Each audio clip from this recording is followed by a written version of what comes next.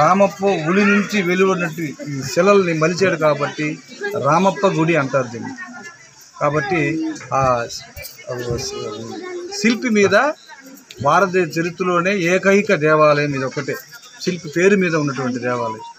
అలాగే ఇక్కడ ఉన్న ఈ రాయి ప్రత్యేకమైనది తెలుస్తుంది. అలాగే ఇటుక నీళ్ళలో తేలియాడే ఇటుక అని చరిత్ర చెప్తుంది. వాటి గురించి ఇక్కడ ఈ పాత రోజుల్లో పూర్వకాలంలో టెక్నాలజీ ఏం చేస్తారంటే ఇటుకను తీసుకొని వచ్చి, కాల్చినటువంటి ఇటుకను తీసుకొని వచ్చి దాన్ని గానుగులో వేసి తెల్ల సున్నము, ఇటుకరాయి పొడి, బంకమట్టి, కరక్కాయ, బెల్లము ఇటువంటి మిశ్రమాలతో కూడా దీన్ని కడతారు. కాబట్టి ఇప్పుడు కూడా మీరు చూడండి చెక్కు చెదరలు ఎక్కడ కూడా.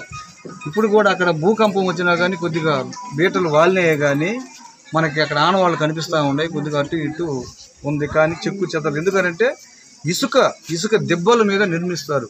భూకంపాలని తట్టుకునేటువంటి శక్తి ఇసుకకు ఉంటుంది కాబట్టి ఏమి కాల. లేదంటే ఇప్పుడు కూడా కొద్దిగా అక్కడక్కడ ఉన్నాయి.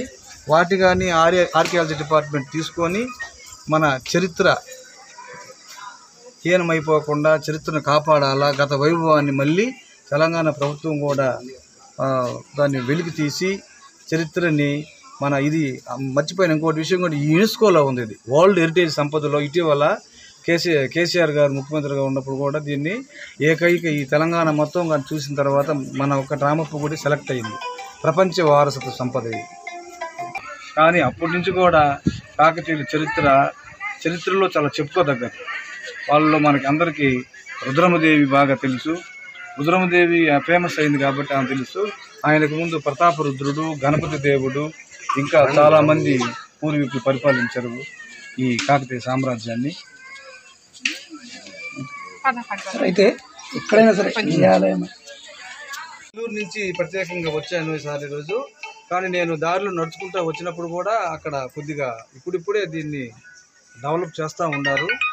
కానీ ఇంకా దీని మీద తొందరగా పర్యాటకులు కూడా ఎక్కువ మంది వస్తుంటారు. దీనికి ఇంకా అభివృద్ధి చేస్తే దీనికి ఇంకా మంచి పేరు వస్తుంది. మన యొక్క శిల్పకళా వైభవాన్ని, భారతదేశ యొక్క చరిత్రని ప్రపంచ దేశాలకు కూడా చాటి చెప్పినట్టు అవుతుంటుంది. కాబట్టి ఇప్పుడు ఉన్నటువంటి ముఖ్యమంత్రి గారు కూడా, రేవంత్ రెడ్డి గారు కూడా దీని మీద కొంచెం ఇంట్రెస్ట్ పెట్టి దీన్ని డెవలప్ చేస్తే మన భావితరాల వాళ్ళకి మన చరిత్ర, సంస్కృతి, సాంప్రదాయాల్ని మనం కాపాడినట్టుగా ఉంటుంది. భావితరాలకి మనం అందించుకుంటాము.